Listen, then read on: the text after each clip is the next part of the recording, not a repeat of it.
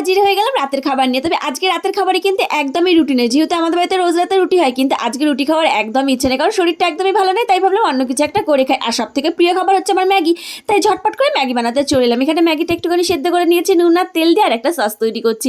সসের ভিতরে দিয়েছি আমি টমেটো কেচাপ, এখানে শেজওয়ানের চাটনি, চিলি ফ্লেক্স আর চাট মশলা, আর ম্যাগির ভেতরে যে দুটো মশলা ছিল সেই মশলা দিয়ে সুন্দর করে একটা সস তৈরি করে নিচ্ছি। এবার ফ্রাইং প্যানে আমি এই সসটা ঢেলে দিয়ে একটুখানি জল দিয়ে ভালো করে একটুখানি ফুটে যাওয়ার পরে যে সেদ্ধ করা ম্যাগিটা ছিল সেই ম্যাগিটাতে দেখুন খুব ভালো করে নেড়ে চেড়ে একদম ম্যাগির সাথে মশলাটা একদম পুরো ভালোভাবে একদম নাড়িয়ে চাড়িয়ে নিয়েছি, তারপরে প্লেটে নামিয়ে নিয়েছি।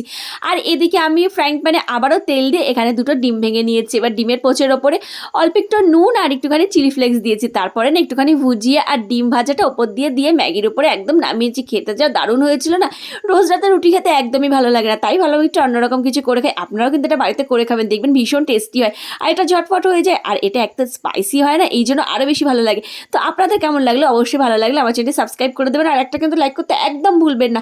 তো আজকের মতো টাটা।